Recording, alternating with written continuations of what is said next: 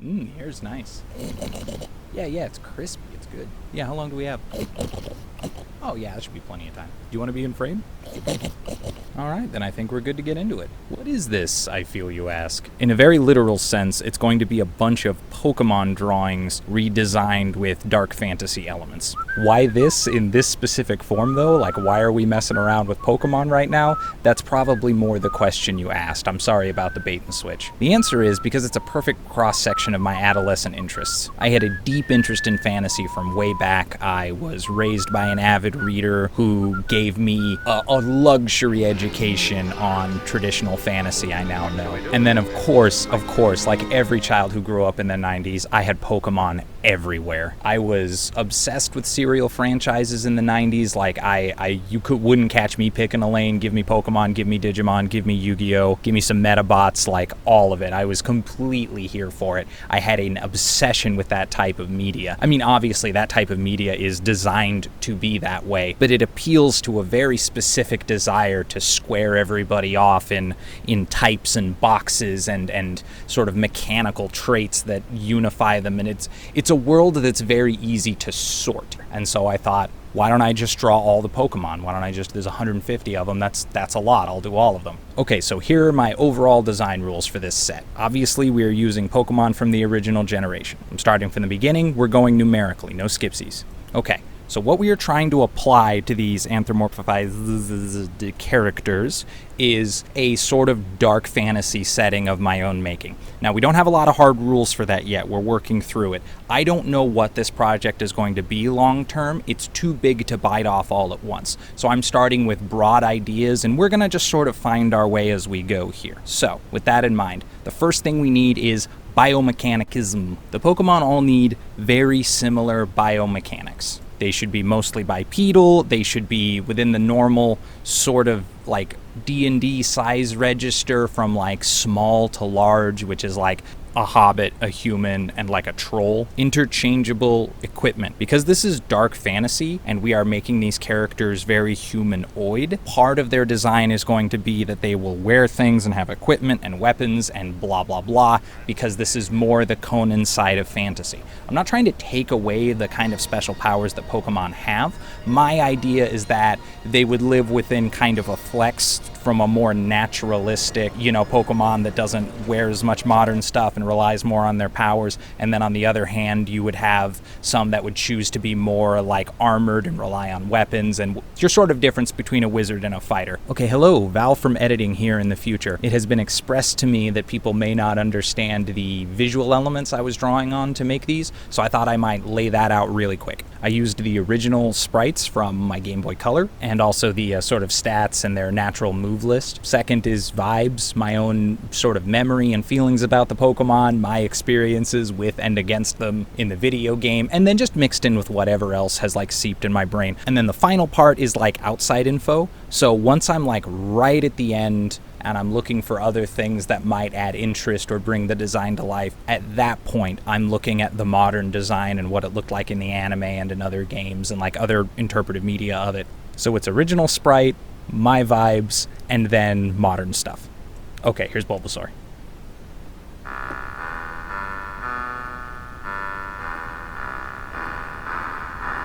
To understand Pokemon, we usually look to the teachings of trainers. It's usually the most complete, like, sets of records and lineages and training techniques and sort of names and histories available to us. It's not strange for successful Pokemon who have really sort of made it in the martial world and made a name for themselves to sometimes write their own biographies or, take up any other kind of art. It does happen, but it really only happens to the most successful and some that are particularly interested in it as a topic. They don't impress each other with writing on any level, so if they do any writing, it's mostly for our benefit. Because writing, logging, the histories, these kinds of things, it's generally considered human work. So to get into Bulbasaur specifically, they are a heavyweight, kind of scaly frog dinosaur with like a plant that is embedded in their body that is in some sort of symbiosis with them. Like all three of our potential starting charges, they're very rare. They're not a common Pokemon to come across in the wild. But we do have some really good writings on the subject. Most famous, Torval the Willow. This guy is kind of the godfather of the idea of how we train Bulbasaurs. If you're not familiar with sort of trainer lingo, many trainers, once they retire from the sort of circuit, the combat life of going, sort of going from gym to gym, they often take a more rooted name. Often it's something tree-like, because, dudes, you know how they be. But sometimes it's flowers or other things. Usually it's something like symbolically representative of their training style, or it's worked somewhere into their mythology. But because they get to choose it, a lot of times it's very particular to them. Sometimes it's kind of wrapped in a lot of ideology, which is very important for a trainer, the sort of mythology around them. Anyway, Torvo trained two very famous Bulbasaurs named Horval and Barius. Horval about 15 years before. And I mentioned them both because they're both pretty important to the story. So Horval comes to Torval. Torval's the trainer. Horval is the Pokemon. Most Pokemon usually will use a one-name moniker, and then we will sometimes add them sort of posthumously to them. We'll give them sort of nicknames and stuff. But to them, it's sort of the singular name is a little bit more important, because they don't want a separation from other people who have that name. They would prefer to compete for it. So if there's another Horval, it is better to be the best Horval than to be Horval the Stout or Horval the Mighty, or whatever that happens to be. Anyways, so Torval, that's the trainer, gets a hold of Horval. We don't really know how.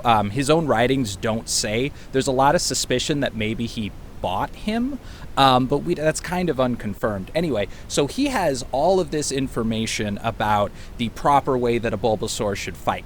Now, Horval, the Bulbasaur, comes from sort of his own culture. He was either a wanderer or, like I say, some say people he was taken and sold. That part's very unclear, but he was knowledgeable of his culture. And the two of them became very good friends over the course of their life. Of course, they would have to be. And Torval gets very into this idea, this traditional fighting style, that the sort of Bulbasaur lineage, that their culture is extremely deadly without the addition of any extra tools. So his training focused very much around, the whip and the leaf. He thought that this fighting style made a lot of space. It was very good for controlling the area that he fought in, because the wear down technique of a Bulbasaur, its leech seed technique and its sort of poisons and things, these are all about hedging an opponent around, wearing them down, depriving them of resources, and sort of denying them options. So you utilize the Vine Whip, you keep your opponent in the corner, and that is the classical technique, the sort of high pressure. And then as we evolve into Ivysaur, then you start focusing on, more of the leaf technique, using the leaf as a shield, learning some more, a different variety. This is usually when he would recommend you learn some coverage moves, teach your Ivysaur some sort of outside techniques to help them against opponents that would normally do very well against them, fire Pokemon and such. You always have to be ready for a bad matchup. So Torval, which he said about many of his Pokemon, should say the center of its life should be all about shoring up weaknesses, not about building rickety towers upon. He had some whole funny way of saying it, but anyway, he shore up your defenses. And then when we reach the Venusaur stage, once the Ivysaur is ready to hit that final plateau, when we go into the super heavyweight category, all of these skills of managing space are there, which is really important because now we have no mobility. And that's most Venusaurs that are successful. That is basically the technique that they have followed. So Torval spent all of these years writing and talking about Horval and having conversations with them and breaking down their fights and trying to analyze the absolute best way to utilize all of his tools. Eventually Horval goes and retires. A new Bulbasaur comes across Torval. Torval's the trainer. This is a new Bulbasaur named Barius. You might remember that name from earlier in the story. We have Horval and Barius. So this is about 15 years later. And Barius is not from a Bulbasaur culture. He's actually very, very young when Torval got him, and we don't know where he came from either. Again, this is kind of a thing about Torval. It sort of happened in that point in time. Really prominent trainers could sometimes really exert pressure to get their hands on Pokemon that maybe they wouldn't normally have signed, or maybe they wouldn't have captured legitimately. It's hard to say. We try not not to peer into other points in history, but regardless, so he raised Barius, this new Bulbasaur, with everything that Horval had taught him. But it's kind of critical that he's not really from that culture, and he didn't take the time to go back. It would have been good to go and visit his friend and maybe inquire about some of these things. But so Barius grows up and also becomes a fairly prominent Venusaur, but is seen very sort of differently in the public eye. People see him as a little bit of like this fraud because he has been given sort of his own culture third hand. Barius is a really interesting character in his own right. He has a fascinating history, but it's too much to talk about here. So regardless of how we kind of look at Torval, his techniques were well known. Like, the way that he trains a Venusaur is considered to be the fairly standard way. Very weighty, high HP, low mobility, sort of conquer the space, a real centerpiece. He really believed in using Horval and Barius as the hard point in the dead center of his team that sort of managed the whole battlefield. And records of the time were very, very kind to them, but, records of champions always are, so it's hard to know what the reality of sort of seeing these masters of the art at play are, but there's some modern Venusaurs that are really, really deadly out there that are really living up to the legend. So, don't elevate historical figures too high because, there's plenty of people doing that already. All right, let's take a break for a minute and catch up with where this project is. Like I said, this is something I kind of started in college, and it's never been a serious endeavor. It's not like I'm awake at night like, I gotta draw all those Pokemon. It's just something that I would work on from time to time, but there is something compelling about it. I've returned to these, as you can see in my sketch work all along this video, I've returned to these designs a bunch of times. There's something I have not resolved, and I don't know what it is exactly. I'm hoping that working through the project will help me to kind of understand that. I'm just going to keep tackling it in my own way and hope that whatever it is I feel like I need to learn from this, I can find it along the journey. Now, obviously, I've done some videos on this before, even on this channel. I have some broad ideas what I want the world to look like. I have some general rules for what I want the setting to feel like, but that's kind of it. And I have about 50 designs, at least roughed out. Jumping topics, a huge reason I wanted to do this. There's so many projects that build up on you when you do art, even if you're just a casual artist. I think this is just even if you're a person, no matter who you are, you're always building up things that you mean to do or that you've almost finished and things that you would love to have accomplished. This is a project that I have always sort of imagined myself incapable of finishing. I would never have the means and the platform to do it in a way where it's not just this massive time vampire that takes away from my ability to stay fed, clothed, and housed. But now I might be able to. I feel as though I might have the momentum to sink my fingers into this and work on it a little at a time and chisel it away.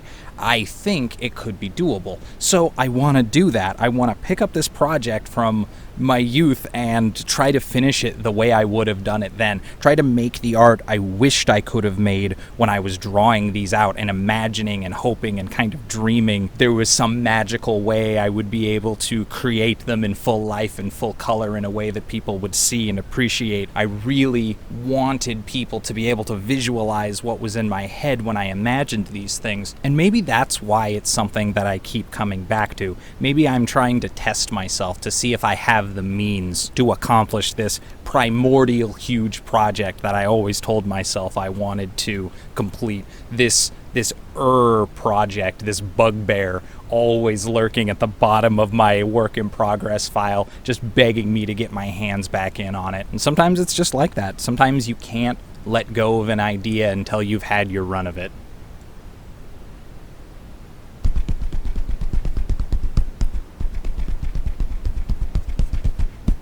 The Charmander line is a really exciting one to talk about. I know it's a little overblown. I know sort of pop Charizard mythology is kind of everywhere, but the sort of contrasting histories are really cool. So on the one hand, you have this giant pile of writing about the Charmander line and Charmeleons and Charizards and what a menace they are and a danger and the threat they represent. And there's so many different hands all kind of writing this sort of individual stories about these deadly dragons from the desert that swoop in and wipe out entire cities and so on and so forth. And a lot of that actually comes from a single historical source, from a trainer named Mincis Acacia. Now, Mincis had a real problem with Charizards, and we'll get into that in just a moment, but he is one whole half of this story, and the other half is Gantis. Okay, I mentioned before that there are some Pokemon who write. Gantis is the Charizard's Charizard. He is the man, the myth, the legend, or so he wrote about himself to people who wanted to read about him. Now, according to Gantis is a Pokemon trainer Pokemon. The way that he refers to himself is as someone who has sort of wandered between different trainers and taught them many lessons. He's very keen to sort of switch the role. Now, in tradition, trainers and Pokemon officially are seen as equal. Now, how that actually plays out throughout history and among different trainers, a little bit more shaky than that. But technically speaking, that's how it was. Gantis kind of lived in a time where that power was waning, when we were really seeing a lot of political pressure coming down from trainers. We were seeing them live a lot better.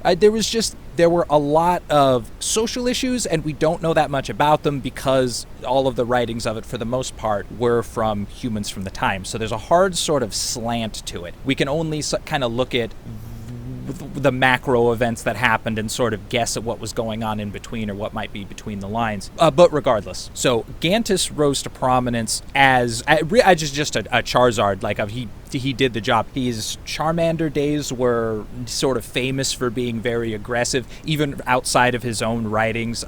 He was kind of noteworthy for being a little bit skull-headed and getting a lot of losses in his early career, just like ferocious losses like people love to see. And eventually, when he did start to get some experience under his belt and he moved into that sort of Charmeleon role, that's when he kind of learned sort of showmanship skills. This is when he was getting to understand that people really liked him, not just as a fighter, not for his martial prowess, but for his sort of story tale of him as a character. So in his Charmeleon phase, he was out and about a lot, sort of teaching smaller Charmanders and bringing them about, and was famous for going home and recruiting them into the combat sport, into the great tradition of Pokemon. It's a very difficult thing to do for Charmanders. It's very risky. They are prone to death anywhere that rain and water is. So it's both an act of bravery, but sort of a little sort of delusion, this sort of cult of personality following Gantis around. Anyway, so he had a little sort of group going by that point, and he was indeed moving from trainer to trainer, installing his Charmanders here and there, kind of leaving them around as his sort of proxies, as his Pokemon, you might say. I'm going to get totally lost in the story of Gantis. Okay, I got to speed up because I'll be here forever if I go over every detail. He eventually attains the rank of Charizard. It becomes a very big deal. He wins this huge upset victory over a famous golem named Yando, whose star was very much on the rise at the time, but is an entirely separate story. Gantis spins this huge legend of himself out of this victory and kind of retires on it and goes home. And at that point enters political life and starts doing a lot of writing about Charmanders and about Charizard culture and about sort of their homeland and their sort of place in the grand scheme of things. It's borderline philosophy, and he stumbles into some very interesting ideas along the way. But more importantly, what he does is gathers a lot of sort of less influential trainers who are kind of looking for a benefactor around him and starts giving them much softer ideas about the relationship between Pokemon and trainer and who really holds the reins and who's really sort of master and servant and the sort of eternal dance, as it were. Now back to our other character, Mincis Acacia. So Mincis hates Charmanders, he hates Charmeleons in particular, and has a big beef with there aren't that many Charizards out there, but the ones ones that have a chained Charizard rank, he's got a lot of problems with. They're known for making trouble. They're known for being much more lethal than they need to be. Areas around where they live are sort of prone to these sudden firestorms where livestock and things go missing. We don't know how much of this is like super sharp and how much of it is exaggerated, but it is a real historical problem. And as a way of solving that, what Mincis wanted to do was actually have the Charmeleon line sanctioned by the entire competing body. And that had never been done before. It would probably have been illegal even if he had tried. But what he did was he went to trainer to trainer to trainer to trainer and got them to write and add to letters, sort of like a petition. But you'd have them each write a letter and put their name on it about the horror of this line, the damage they do, and how unsafe they are, and how they're not fit to blah, blah, blah. It's very, very fascinating. A polarizing culture. That's the way you might describe it, because the people love Charizards. When Charizards compete, people cheer. It's very, very exciting. But yet they still harbor this sort of like sinister reputation for being snakes and dragons and cultural chameleons. But that might just be why they're so fascinating. And that's why we have so many over-the-top crazy stories about them, and they're so, we're sort of enraptured with them in that way. There's actually a lot of other famous Charizards. The story of Mincis Acacia does not end there. He has a whole nother set of adventures afterwards, but hopefully that gives you a sort of glimpse into the Charmeleon line and kind of what it means to people. So let's talk about the medium that we're operating in here. What is this designed for? Is this a video game? Is it a movie? Is it a book? Is it just to be for us to imagine it and think about what it might look like? Well, I mostly operate through the medium of games, so that's what I'm gonna do with it. I'm going to use the framework of a game to help me round out what this whole thing looks like, because that's the language I speak the most fluently. I could give you a long rundown of my reasoning, but it would be really esoteric, like kind of nerd stuff that I don't think you care about that much. But for a lot of reasons, I think the best application of this system would be for a CRPG, or I think that format, if you're not familiar, I'm talking about your Baldur's Gates type schemes. Mechanically, they're very tabletop adjacent. There's a lot of emphasis on usually character customization and like a wide range of builds so you can tackle the game's challenges in different ways. I think this is really appropriate for Pokemon, and of the genres that I know how to design for, it is the one most appropriate. Like, I'm sure there's a super addictive, like, Overwatch clone you can make out of Pokemon, and it's for sure like a $1 idea, but I'm cursed with RPG knowledge, so here we are. So your 3 starting classes should have their own quirks, but all be basically good. Because these are going to be the backbone of your team when you actually do play this game, all of them need good, well-rounded stats. They can't be specialists. They need to be able to kind of do any job a little bit. You want them to be beefy, solid-statted main character types with a good curve over the course of the entire game, with a lot of their cool and sort of signature stuff locked behind a little bit of late game. That way, in the interim, you have like specialist characters really have a chance to shine. You want them to be able to do everything a little bit, but they shouldn't be doing it better than a specialist. Your Charizard should be faster than average, but not faster than like a Raticate. I think Raticates are fast. I don't want to look it up. You get it either way.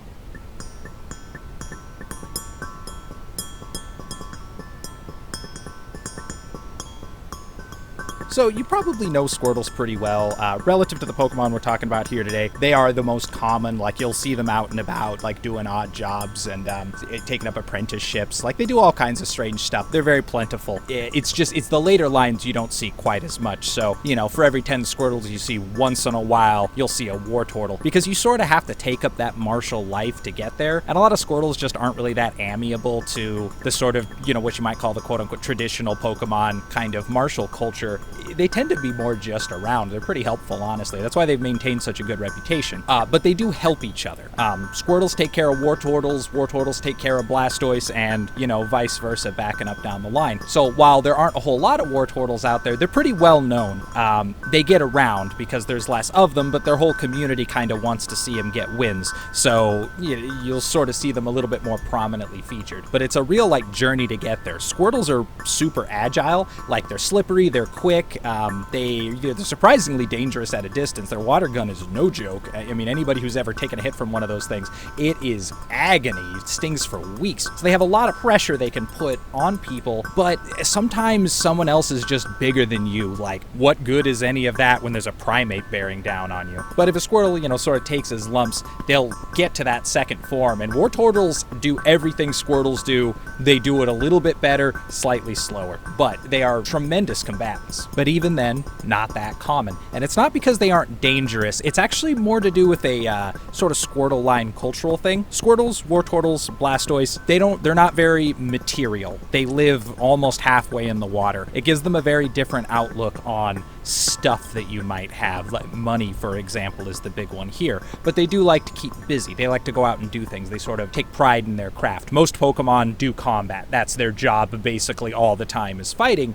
So they're all very active creatures for the most part. So, Squirtles want to go out and do work, and they do get paid for their work. They don't not understand money. They just don't care about it that much. So it just gets kind of pooled. They take good care of their money. It kind of hangs out with, the main sort of turtle clan, and they just use it for whatever they need it for. And that kind of acts as a sort of pseudo gym of its own, so that when Wartortles go out and get into trouble and have to get paid out, when you lose, you have to kind of ransom yourself back out of it. You got to buy back your armor and such. So when a Wartortle goes out and gets wins, they just sort of take what they need for the road and send the rest of the money back home. So that money is there to bail them out if they get into trouble or take a couple of losses in a row. But if they take a bunch of losses, it becomes like, now you're not really gaining glory, and you're kind of taking money from everybody else that they might need. They know that they're wasting money in this way. So a lot of them will just call it quits, go home, and just kind of live the quiet life. They're not usually that prideful in that way specifically.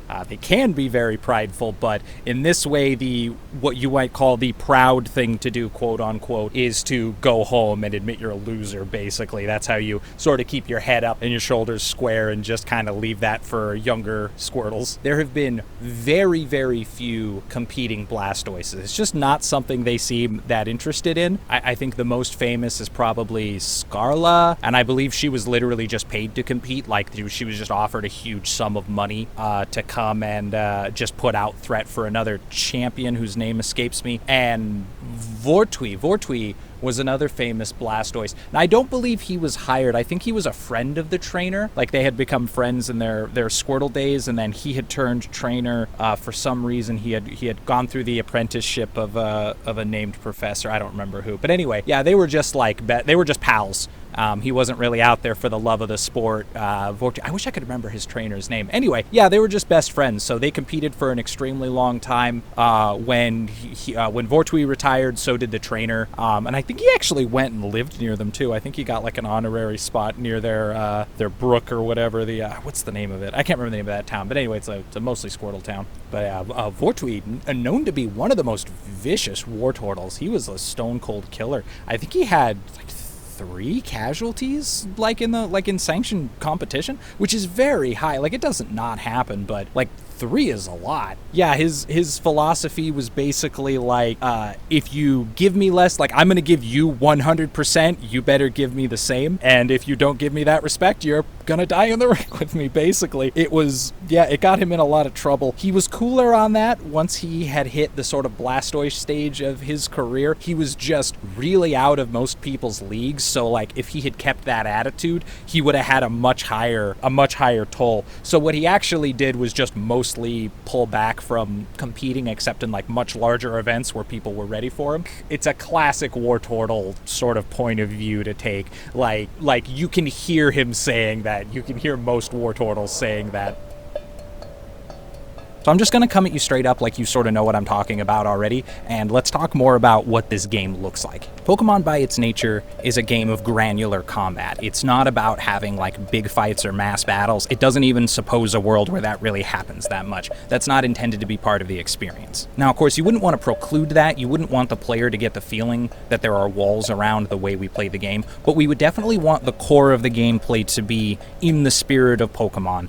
One group versus another group in a fight of between 1 and 6. I think you're two different versions of this. Obviously, you have the wild Pokemon situation where it's important to catch them. I think in that scenario, we might introduce the idea that the reason you would use one Pokemon at a time, or why you wouldn't just have the whole group all the time, is that you don't want to scare them away. You're trying to capture them. And if you threw all your boys out, then they would just run away. So maybe we would have like a threat level on certain Pokemon based on their actual, in-game level. So some Pokemon, like if you find like a Rhydon in the wild, he'll stand up to 3 Pokemon if he still thinks he can win, and that'll give you a chance to catch him. Maybe you have a system later on where you can buy Pokemon that are now just kind of outside your range of being able to catch or whatever. Or maybe have a threshold where you're a high enough level that like if you see a Rata, you can just catch it. Like there's no need for an encounter. You can sort of auto battle it. But that gives us a built-in excuse why we're not just the whole crew all the time, 6 Pokemon gang up. And on the other side of it, when we're talking about trainer battles, I imagine these being something that is akin to a duel, like 2 trainers come across each other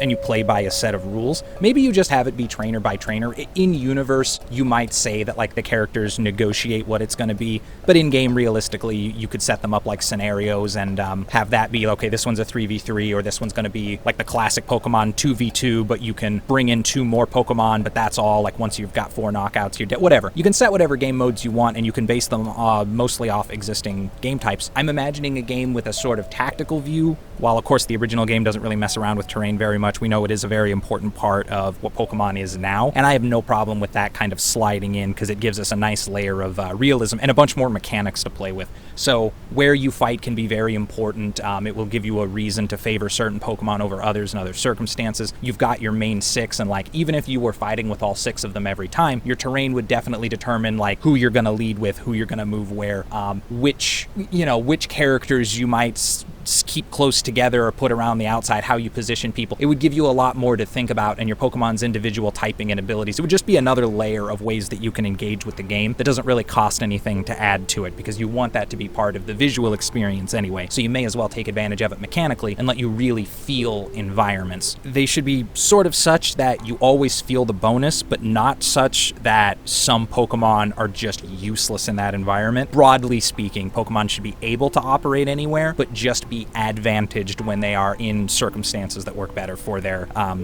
typing and morphology and whatever. So anyway, that's how conflicts with trainers would go. I think they would be generally scenario-based, and you would fight them where you fight them, just like in the original game. You just fight where you run into people. When they see each other, they have to throw down, and then you superficially agree on terms, and then deploy like that and play through a tactics game. And then when you're defeated or you defeat the enemy, you basically ransom them. This world is like, obviously we have violence left, right, and center, like, Pokemon trainers just like fight each other almost in the streets, like just outside of town. But so combat is like an absolute constant, but it's not a super lethal world. We know when you lose, you're not killed. So I imagine what's happening is you're being defeated, and you just have to ransom yourself back, basically, or your bank account does. I don't know, but either way, you lost. You have bet your armor, and now you have to pay the piper, and then go home and lick your wounds, and then you can come back. Why wouldn't they fight you again if you wanted to come back? Absolutely. They already trashed you once, so you have no reason not to have a trainer stay there and fight you over and over if they think they can beat you, because if they did it once, why shouldn't they try to pick your pocket a second time? It would actually even be cool if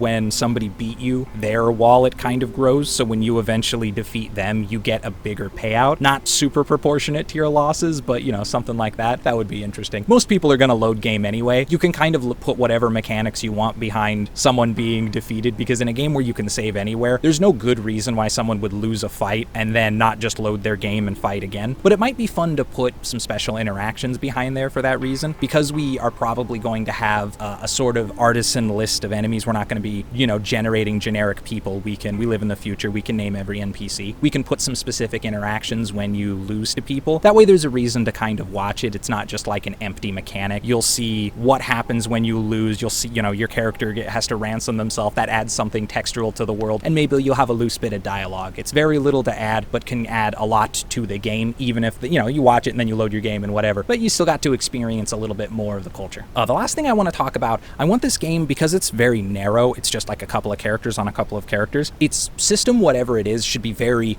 granular. we should be concerned with like individual hits on body parts and like armor and very specific resistances and weaknesses against damage, which is of course a Pokemon trait to begin with, but also in how we equip our characters. Very narrow, very specific. Because I'm imagining this as a video game, we have the beautiful advantage of things being able to auto-calculate. We don't have to do all the dice and charts ourselves, so it gives us all the more reason to do so. You should do enough that when characters are playing, a character whose only job is to attack should still be making decisions every round. Because you only have 2 or 3 or 4 characters out at a time, you're going to be returning to them constantly, so the individual like planning of their turns needs to be fun and engaging.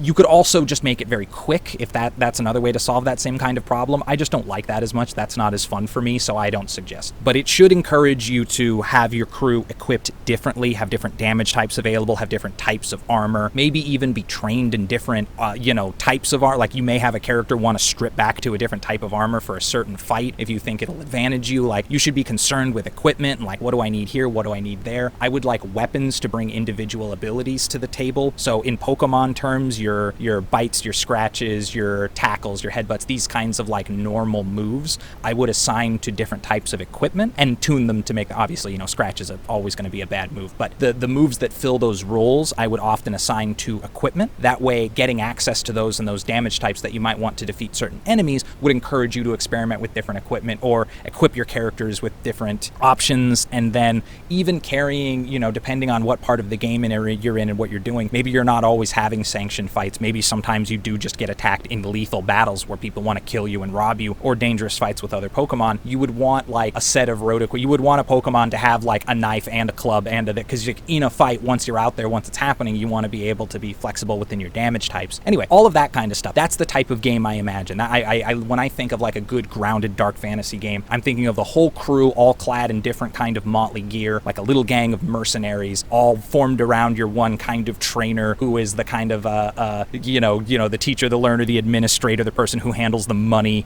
They're all a crew together, but that's kind of the central link is the trainer, the character you sort of play as, the advisor, who thankfully never has to go into danger. And that gives your character very unique opportunities for role-playing. You can play a very different range of, I think, characters within that. Your internal narrative can be quite broad, but until I have a better idea of what we're doing with the story, I don't know what that would look like, but I feel like it's a good wide foundation for us to build something on. That's about as specific as we can get with what we have right now. Like, we need to define the world more before we can define our characters more, but I think you get it, and I think that's about as much RPG theory as I can cram into this before people completely tune out. Well, that's Pokemon for now. We got the royalty out of the way. Next time we can descend down among the peasants and start doing the really cool Pokemon. So, next episode, 2 bugs and a bird. Oh no, I should do it dramatic. 2 bugs and a bird. 2 bugs and a bird. 2 bugs and a bird. 2 bugs and a bird.